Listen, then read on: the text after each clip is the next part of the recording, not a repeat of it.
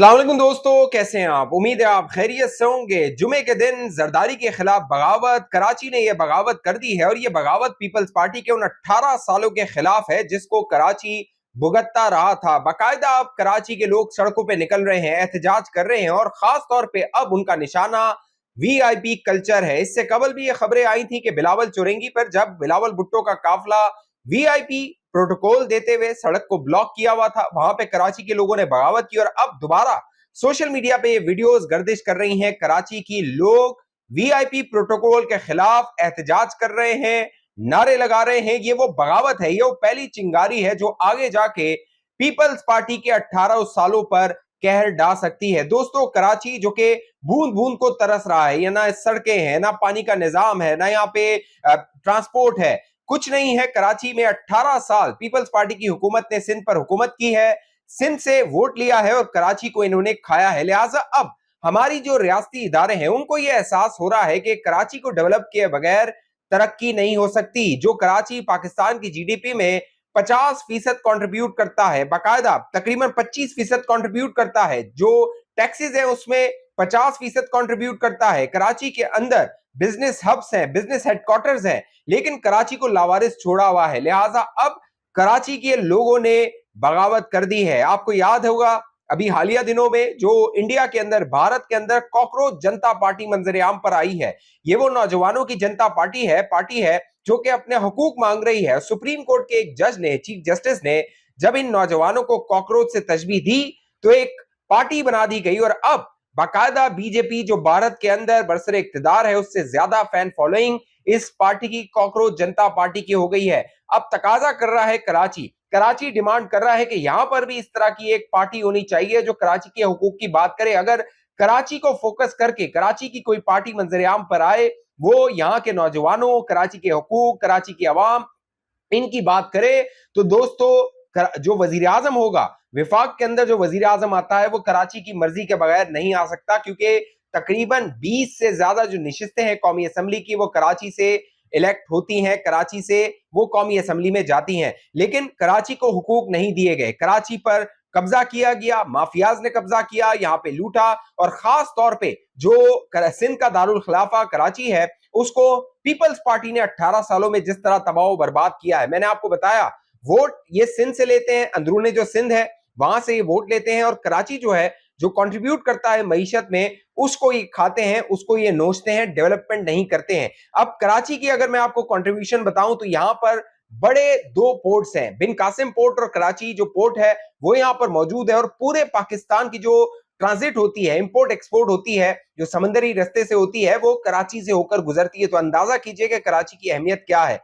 कराची के अंदर मैन्युफैक्चरिंग बड़े हब्स हैं, यानी मैन्युफैक्चरिंग की फैक्ट्रीज हैं, बड़ी कंपनीज यहां पर मैन्युफैक्चरिंग करती हैं। बैंकिंग के जो टॉप नॉच बैंकिंग सिस्टम है वो कराची के अंदर है, उनके हेडक्वार्टर्स कराची के अंदर है। ट्रेडिंग जो है वो कराची से होती है। आईटी सर्विसेज कराची के अंदर बड़ी बड़ी कंपनीज आईटी की हैं। मीडिया हब है, रियल एस्टेट है, शिपिंग यहां से होती है। जो एफबीआर को 50% जो कंट्रीब्यूशन होती है वो कराची से होती है। फिर कराची जो है वो कस्टम ड्यूटीज, सबसे ज्यादा कस्टम ड्यूटीज कराची से कंट्रीब्यूट होती हैं। सेल्स टैक्स और कॉर्पोरेट टैक्स कराची से इकट्ठा होता है। कराची जो है वो यहां पर दो पोर्ट्स मैंने आपको बताया जो कि बड़ा कंट्रीब्यूट करती हैं। कराची के अंदर 4 बड़े इंडस्ट्रियल जोन्स हैं और कराची वो पहला शहर है जिसने लाहौर को, जो लाहौर के अंदर इंडस्ट्रियल जोन्स बने, कराची से उन्होंने सीख कर वहां पर वो जोन्स बनाए थे। लेकिन दोस्तों, कराची का जो हाल हो रहा है, पीपल्स पार्टी की हुकूमत ने 18 सालों में कराची के साथ जो किया है वो एक कराची में रहने वाला अपनी विपता सुना सकता है। लिहाजा अब 28वीं तरमीम की जो गूंज है और 28वीं तरमीम में ये कहा जा रहा है कि कराची को फेडरल टेरिटरी डिक्लेयर कर दिया जाएगा, यानी विफाक के मातहत कर दिया जाएगा। मेरा ख्याल है कराची के अंदर एक रेफरेंडम होना चाहिए। नीचे आप कमेंट करके लाजमी बताइए और नीचे मैं एक क्विज भी डालने वाला हूं, उस क्विज में भी आप बता सकते हैं कि क्या कराची को फेडरल टेरिटरी होना चाहिए, कराची को विफाक के मातहत कर देना चाहिए, या फिर कराची को सिंध हुकूमत के मातहत, पीपल्स पार्टी के मातहत ही रखना चाहिए। ये ठीक फैसला होगा। नीचे कमेंट करके और क्विज में पार्टिसिपेट करके आपने लाजमी अपना वोट कास्ट करना है। नीचे कमेंट में भी आप अपनी राय को इजहार कर सकते हैं। लेकिन बाजार ये लग रहा है कराची के अंदर जो फ्रस्ट्रेशन है, कराची के नौजवान के अंदर जो फ्रस्ट्रेशन है, अगर यहां से ये जो जेंजी, जो कि मैंने आपको बताया भारत के अंदर कॉकरोच जनता जो पार्टी थी वो मंजर आम पर आई, जेंजी पार्टी थी, एक मजाक मजाक में एक पार्टी बनाई गई, जो उसके कह लीजिए फाउंडर हैं, उन्होंने एक मजाक में पार्टी बनाई, सोशल मीडिया हैंडल बनाए, लेकिन लोग उससे जुड़ते चले गए। क्यों? लोगों को ये एहसास हुआ कि ये हमारी बात कर रहा है, ये जो हमारा दर्द है उसकी बात कर रहा है, जिस दर्द से हम रोजाना गुजरते हैं। यानी सुबह हम निकलते हैं, रात को हम जलील और रुसवा होके कराची की सड़कों से आते हैं।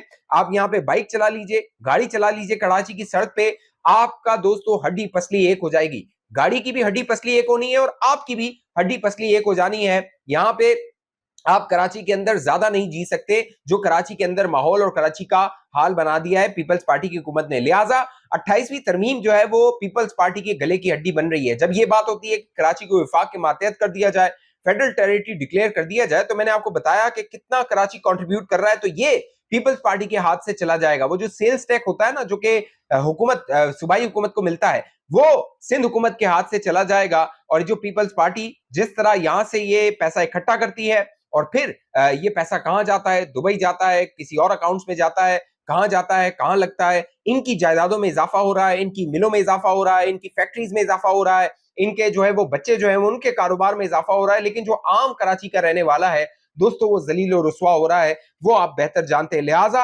अगर ये 28वीं तरमीम हो जाती है, जो कि अब रियासती इदारों ने फैसला किया है कि कराची को डेवलपमेंट किए बगैर, कराची को तरक्की दिए बगैर, कराची के अंदर एक इंफ्रास्ट्रक्चर बनाए बगैर पाकिस्तान तरक्की नहीं कर सकता है। जो कराची एफबीआर का 50% कंट्रीब्यूट कर रहा है, जीडीपी का 25% कंट्रीब्यूट कर रहा है, बड़े बड़े जो मैन्युफैक्चरिंग जोन्स हैं, मैन्युफैक्चरिंग हब्स हैं, वो कराची के अंदर मौजूद हैं, तो कराची को एक इंफ्रास्ट्रक्चर भी चाहिए। कराची को दुबई के लेवल पे लाना है, ये रियासती इदारों के अंदर सोच पाई जाती है। अब देखना है इस सोच पर अमल दरामद हो पाता है या नहीं, क्योंकि पीपल्स पार्टी इसके रास्ते में रुकावट बन रही है। पीपल्स पार्टी कतई नहीं चाहेगी कि कराची उनके हाथ से निकल जाए, क्योंकि एक सोने की चिड़िया है, ये सोने के अंडे देने वाली चिड़िया है।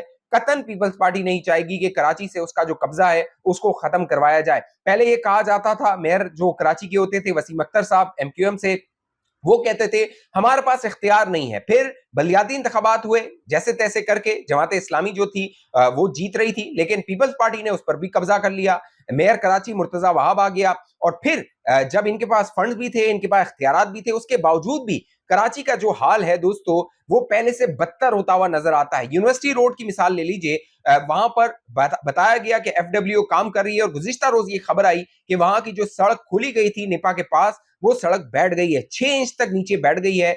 ये तामीराती काम का जो इनका क्वालिटी है वो इस तरह की है। वो एक जमात इस्लामी के हैं चौधरी साहब, वो कहते हैं ना कि यहाँ पे टुचकले एंड टुचकले कंपनी वो काम कर रही है, तो कराची की सड़कें जो है वो टुचकले एंड टुचकले कंपनी के हवाले की हुई हैं, जो कि माल तो बना रही हैं लेकिन सड़क पे माल लगा नहीं रही हैं। लिहाजा अब देखना है कि ये मामला कहां जाता है। बहरिया टाउन जो कि मलिक रियाज साहब है, उनके लिए भी अच्छी खबरें नहीं आ रही। पहले तो ये खबर आई थी कि दुबई से मलिक रियाज को गिरफ्तार करके पाकिस्तान लाया जाएगा, नैब ने कहा उनके रेड वारंट जारी कर दिए गए हैं, लेकिन अब जो खबरें आ रही हैं वो मलिक रियाज की जो जायदादें हैं उनको सील करने की मुतवातर खबरें आ रही हैं। पहले भी खबर आई थी कि जो मलिक रियाज के मुख्तलिफ टावर्स हैं, मुख्तलिफ उनके बहरिया आइकन है या बहरिया टावर है, उनको सील किया जा रहा है, उनको सीज किया जा रहा है। जो नैब है वो अपनी तहवील में ले रहा है। और अब खबर ये आई है कि जो कराची 2, बहरिया टाउन कराची 2 जो मलिक रियाज ने बनाया था तकरीबन 3150 एकड़ की जमीन पर,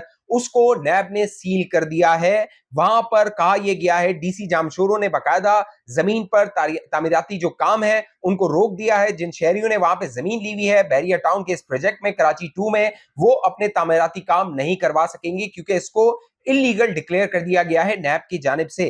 साथ साथ जिले मलीर के अंदर जो अली वेलास था उसको सील कर दिया गया है। और इसके अलावा ये जो 3150 एकड़ जमीन है, इसके अलावा 1338 एकड़ जो जमीन है मजीद जो बहरिया टाउन को दी गई थी एक कह लीजिए कराची के अंदर, सिंध के अंदर, उसको भी जो है वो अराजी को सील कर दिया गया है। वहां भी तामीराती काम नहीं हो सकता। लिहाजा बहरिया टाउन का मलिक रियाज का पूरा जो बिजनेस बजाहिर पाकिस्तान के अंदर जो था, अब वो ठप होते हुए नजर आ रहा है, क्योंकि मलिक रियाज दोस्तों रियासी इदारों के जो मकासद हैं उनको हासिल करने के लिए इस्तेमाल किया जा सकता है। पहले हो रहा था मलिक रियाज को शायद इमरान खान के खिलाफ इस्तेमाल किया जा सकता है, कहा जा रहा था, मलिक रियाज से कहा जा रहा है वो वादा माफ गवाह बन जाए इमरान खान के खिलाफ 190 मिलियन पाउंड केस में। और अब शायद मलिक रियाज जो है वो जरदारी सिस्टम के खिलाफ इस्तेमाल उनको किया जा सकता है। बजाय तासुर ये मिल रहा है, हकीकत क्या है ये आने वाला वक्त बताएगा। साथ साथ जो तहरीक इंसाफ है उसके अंदर जो लड़ाइयां हैं दोस्तों वो थमने का नाम नहीं ले रही, और अब बाकायदा आईनी अदालत के अंदर एक दरख्वास्त दायर हो गई है। शेर अफजल मरवत साहब जो कि बागी एमएनए हैं तहरीक इंसाफ के, उन्होंने आईनी अदालत में एक दरख्वास्त दायर की और उस दरख्वास्त में शेर अफजल मरवत का यह कहना था कि जो सुहेल आफरीदी है उसको इमरान खान ने नामजद किया है। इमरान खान एक कन्विक्टेड मुजरिम है जो कि 62 और 63 के तहत जो है वो सादिक और अमीन नहीं रहा, वो मुजरिम हो गया है, वो अपनी सजा भुगत रहा है और सुहेल अफरीदी को इमरान खान ने नामजद किया है। लिहाजा जो सुहेल अफरीदी है उसको आईनी अदालत जो जस्टिस अमीनुद्दीन खान की है वो इलीगल डिक्लेयर करे और जो खैबर पख्तूनख्वा की हुकूमत है उसको खत्म करते हुए जो अली अमीन गंडापुर है उसकी हुकूमत को बहाल कर दिया जाए। अब अली अमीन गंडापुर साहब जो है वो जो शेर अफजल मरवत की दरख्वास्त है उससे अपने आप को दूर कर रहे हैं। वो कह रहे हैं इससे मेरा कोई ताल्लुक नहीं है, शेर अफजल मरवत के पीछे मैं नहीं हूं। शेर अफजल मरवत ने अपने जाती हैसियत में ये दरख्वास्त आईनी अदालत में दायर की है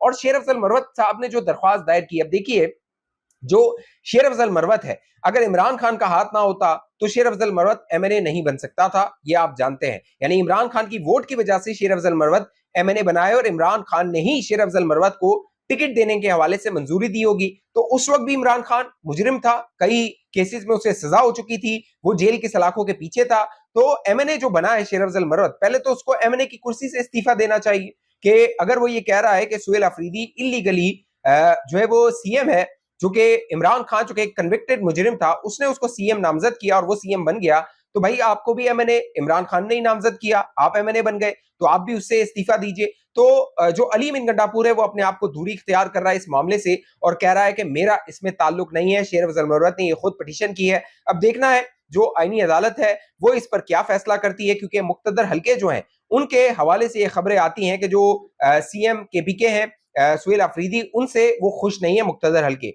और हमें पता है कि जो आईनी अदालत है वहां से जो हमारे मुक्तदर हल्के हैं अपनी मर्जी के फैसले ले सकते हैं। लेने के हवाले से भी खबरें आ रही हैं कि आइंदा दिनों में वहां से बड़े फैसले आ सकते हैं जो कि एक हाइब्रिड सिस्टम बना हुआ है उसके तसलसल में अपना किरदार अदा कर सकेंगे। अब देखना है कि सुहेल अफरीदी का मुस्तकबिल क्या होता है, कराची का मुस्तकबिल क्या होता है। इस हवाले से आप दोस्तों की जो भी राय नीचे कमेंट कीजिए। अब तक चैनल आपने सब्सक्राइब नहीं किया जरूर सब्सक्राइब कीजिए, साथ घंटी का निशान उसको दबाइए, वीडियो को लाइक कीजिए, शेयर कीजिए, फेसबुक देखने वाले दोस्त पेज को लाइक फॉलो करके इस वीडियो को लाजमी शेयर कीजिए। अगली वीडियो तक मुझे इजाजत दीजिए, अपना ख्याल रखिएगा। पाकिस्तान जिंदाबाद।